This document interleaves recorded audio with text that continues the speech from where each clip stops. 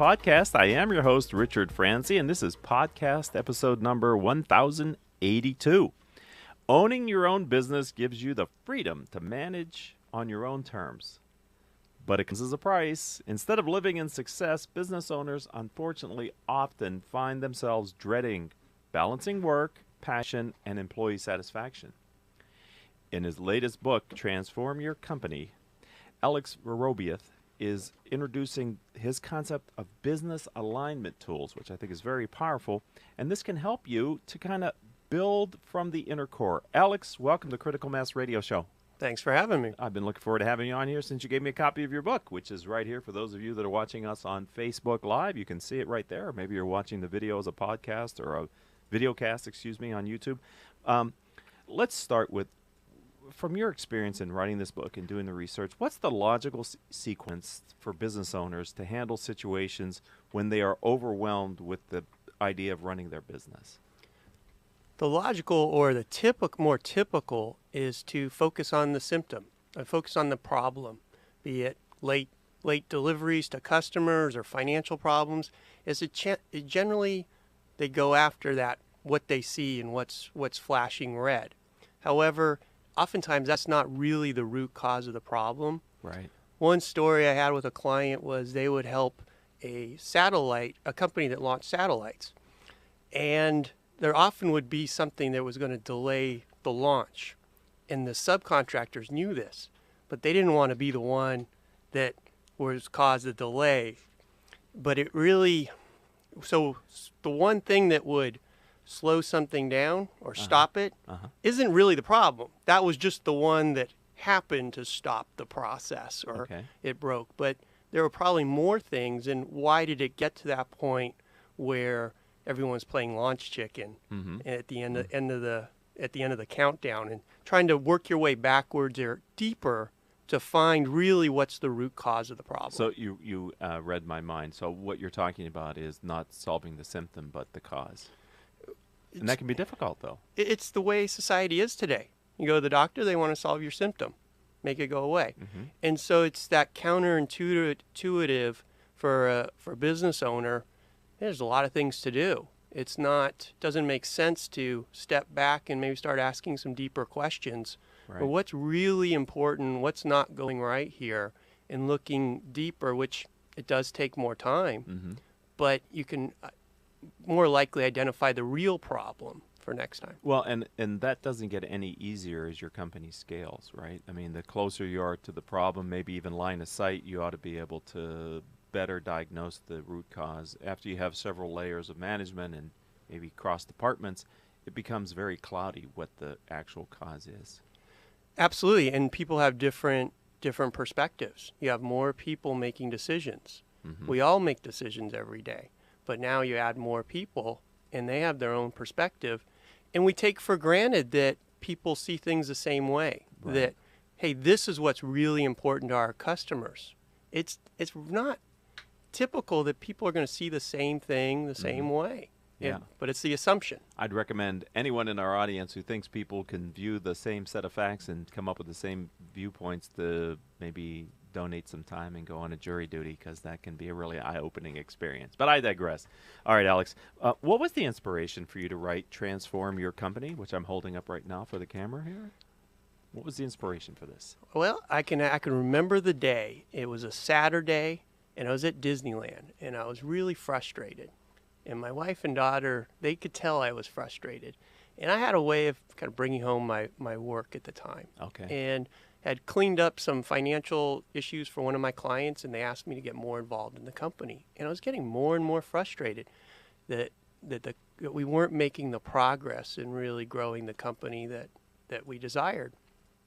And I sat there, and they finally said, look, you finish your cup of coffee, and we're going to go in the haunted house. So I was overlooking the river, the Tom Sawyer's Island, and the canoe ride pulled away from the dock. And the young Disney guy at the front was paddling hard. And I was like, well, he's getting a workout. And he had all these new Disney guests in there. And some were paddling. A lot of them weren't. And some of them were kind of counterproductively paddling. And he had somebody in the back from Disney helping out as well. Like, how long is this going to last? And my goodness, that really reminds me of this company I'm Okay. working with right now in terms of we're not all coordinating our efforts here, and how long can it last? But it didn't for the Disney. They pulled the canoe off to the side of the river, and the guide got up, turned around, and he put his paddle in the air. He said, "This is your fun stick, and this is how you hold it, and this is how you use it. You put it forward, you pull it back, and there's 3 rules. If we don't row, we don't go." Yeah, and he really got him understanding that and chanting that. Said, "Hey, rule number 2, don't splash. The water used to be blue. It's not." So just, if people don't like that, and finally, don't stand up.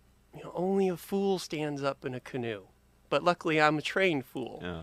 And he told him, "Hey, we're gonna try to paddle together. We're gonna use some songs to do that. We're gonna get out of sync. We'll get you back in sync as we do this. We do this together. We're done in less than 10 minutes." In less than 10 minutes, he took this motley crew of Disney guests, and he had them going in a straight line. And they understood what they needed to do. And I realized so often in companies, we don't even spend that amount of time getting people on the same page, because a company is about coordinating efforts to achieve the desired results. Right. And unless you really, what's that method for getting people on the same page? And as I struggled articulating to clients that I helped clean up their financial problems and understand where their business was losing money, it's like, okay, how do you get people on the same page? That was the inspiration for writing the book, because I'd come across systems that did that, but they didn't have a name. And that grew into the book. And Wow. and when my family came back after they went on the ride, they're like, "Man, that's some cup of coffee," because I was in a much better mood. Right. Yeah. You're a different person now. That's awesome, though. Sometimes from those kind of experiences, you need to be almost that raw to catch the teachable moment that's around you, right? In some ways, your brain has to say, we're missing something here. Right. In that it's willing to slow down, because our brain so often it's trying to make quick decisions so that it doesn't use up a lot of energy. So we only have about a minute till our first break, and I don't want to ask you what are 3 ways for business owners to exit the circle of frustration. I'd like to kind of hold that until the second section. But part of what I like about your book is you take a look at the commonly available tools that are out there, and you sort of begin to help business owners to understand them. And I'd like to talk a little bit about that in the next section as well. Absolutely. But before we do that, in the 30 seconds that I've left you now, what do you find generally is the first area that a business owner should start to consider for improvement in their business? Is there, from all that you've done? The first thing, boil it down, is how do they handle it now when things don't go according to plan? Okay. When there's a missed deadline, or the financial results aren't what they are, or what they want them to be. How do they handle that? Do they start looking for the root cause of it? Do they dismiss it?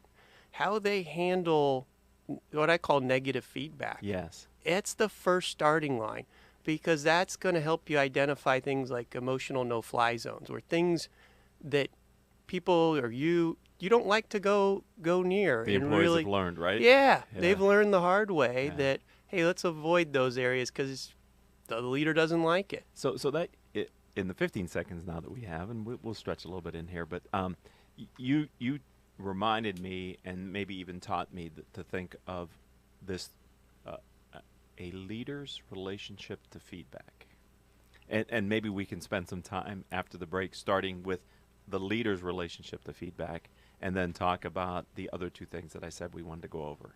Sounds great to Can me. we do that? All right. Don't go anywhere, ladies and gentlemen. Alex and I will be back. We're going to dig more into his book, Transform Your Company, after this short word from me. Show and podcast. I am your host, Richard Franzi. All of our shows can be heard anytime on iTunes, iHeartRadio, Stitcher, Spreaker.com, several hundred former guest websites whose CEOs have appeared on our show. You know, since we started doing this show here on octalkradio.net in 2009, we've reached hundreds of thousands of listeners through our live stream, our podcast, and the other platforms that we use. Simply type in Critical Mass Radio Show into your favorite podcasting software, and you'll get our weekly shows. If you're on YouTube and you want to see the videos, I'm Richard Franzi, Franzi. All right, Alex, before the break, I said I want to go through three things in this block. Let's start with this concept that you have of assessing the owner's relationship to feedback. That came from working with clients as they implemented these business alignment tools that are out there, things like Scaling Up, the E-Myth, Great Game of Business, EOS Traction. It worked for some businesses, but not for all. And I talked to a lot of people that they implement these different ones, and they had similar stories. And I was analyzing it. What is it? And what these systems all do is they ask a series of questions. What do you expect to happen? Who's going to do what? And then you got to compare. Okay, what happened? Mm-hmm. And most times, things don't go according to plan the first quarter out. There's the results and expectations. There's a gap. And how the leader responded to that gap. Did they want to understand why? Did they want to? Was it a people, a process issue? Was it a product issue? If the leader was curious in wanting to identify the issue, that they had a good relationship with feedback. But when they weren't curious, when they didn't want to go there, that was what I called a negative relationship with feedback. Right. And it could be quite emotional. And if a leader doesn't have a good relationship with feedback, these systems are not going to work. They all assume that the leader's going to look at expectations and results and adjust things accordingly. But but they don't like the results, but they're not willing to relook at what do you do to the inputs before you do it again, you're going to keep getting the same result. Okay, so the tool's not going to fix that. The tool does not fix. None tool of the tools assumes that you've surveyed. The tool assumes we have it. All tools. Are you saying all these tools that you're mentioning? All tools assume leaders will make rational decisions. Oh boy. Yeah. Okay. I mean, fair enough. Yeah. That's a gongo-bull moment over there, ladies and gentlemen. So if you're listening to us live, you can't really go back. But if you're on the podcast, you know to hit the back 30 seconds, maybe a minute in this time to get the context. But all right. Let's move on. All right. You write in the book, a business owner leaves their business in 3 ways. What are they? Well, there's 3 ways out. One is death. It can be death of the business. Is a business not growing, then it's probably slowly dying. And the other, or unfortunately, can be the leader. And the leader can be dying, either not just physically, but emotionally as well. Then you have luck. Sometimes you get that lucky big contract, and the strategic buyer wants to buy out the company. But both of those you don't really have in your control, and they don't happen as often as people would think. The number one way out is by choice, is by identifying what's important for this company to succeed, who's going to do what. It's answering important questions, and then setting expectations, and then making adjustments, using a good relationship with the feedback you're getting. Okay, what's not working? Is it our people? Is it our process? Is it our product? What do we need to change to be successful? And so it's a choice, and it gets to the Good to Great and Jim Collins research in that all those leaders had a great relationship with feedback. None of them, he said, none of them were industry experts or had some magic insight, but they really went about trying to identify what worked and what didn't, and do more of what worked. Interesting. I love the fact that you're a student of these tools and of tools for lower middle market companies or middle market companies. And I kind of like you're sort of a clearinghouse in some ways for me on looking at them dispassionately and seeing their strengths and weaknesses. And we certainly don't have time with the time that we have left on the podcast, unfortunately, for you to espouse all your kind of views on that. But at a very high level, I wonder if you might be able to just talk about some of the major tools that you cover in your book. Sure. Well, we talk about 2 big buckets. One's core alignment tools, like I mentioned earlier, E-Myth and EOS Traction, which tend to ask a series of questions throughout that an organization needs to answer from deep inside why it exists to its strategy, and then moving closer. How they're going to maximize their human capital, what I call human power, to how are they going to measure things, and finally how they're going to do things on the front line, who's responsible for what. And so those systems kind of answer on a broad level, almost like a skeleton. Then they have another set of tools I call bolt-ons, and they focus on like one specific area. Take Simon Sinek's Start With Why. That really gets the inside level of what's the helping a company find its purpose and define it, which is part of the core alignment tools, but just it's deeper. I call it bolt-on because you get even more depth. There's specific... But it's only really in that area. It's only really in that area. I mean, it grows out of there, but it really forces you to look at that one key question. That one key question in detailed ways, but that's important to ask that question first before you really get into what do we need to do on the front lines of our business? Right. How do we have lean delivery of things? But that's where a lot of times people start with. And so it's finding those tools, and I put them into buckets. I have 5 buckets for them, which are in the book. And so without going through all 5 of the Sure. buckets, how did you decide how to categorize them then? It's been a process, and I love business concepts and improvement, but I was frustrated by what order do you implement them? And so it was looking at a lot of different tools and how they went about it, but also from a logic standpoint that which decisions are dependent on other ones. So how can you decide what people to hire if you really haven't defined your core values and what type of behaviors you're looking for? Right, which would lead to your culture. Yeah, so it's looking at that kind of natural sequence, those small but powerful decisions on the inside that naturally build up versus those decisions that are more perimeter oriented and they're broader, but they really are a lot easier once you have those key questions defined. So it was a lot of chicken and the egg. Which one comes first? Okay. And which one's essential for that? But So Alex, who should buy your book and why? well, it's directed towards small business owners. That was my primary audience. I had a few in mind as I wrote the book, but it's also for leaders within companies. I think it's for people who own, lead, or work in a company because it helps you start the dialogue and helps you with a common language of how can we start improving this business? Because a lot of people have tried things to improve their business. Unfortunately, they might have started in the wrong order, or they don't have a good relationship with feedback. And so this helps. This is a tool to provide to somebody that says, hey, take a look at this. In chapter 2, it talks about relationship with feedback, and it can save a lot of people time and money. If there's not a good relationship with feedback, most of these tools aren't going to work. I'll save you a ton of money and time. Don't go to chapter 3 then. Yeah, you could just stop now. Okay. If you're not willing to go wherever the elephant is in your company, then Right. And it may not just always be the boss. It might be some of the key employees as well. I mean, we're not just singling out the CEO, although their relationship to feedback is probably paramount. But so are the key executives and mid-level managers, I would think, too. Yeah, ultimately the leader's responsible. And unfortunately, dysfunctional organizations, some people have higher tolerance levels for dysfunction. Yes. And I didn't grow up in a dysfunctional house, so dysfunction to me, I have real trouble dealing with it. But when the head of the fish is willing to deal with the dysfunction, that's when it starts.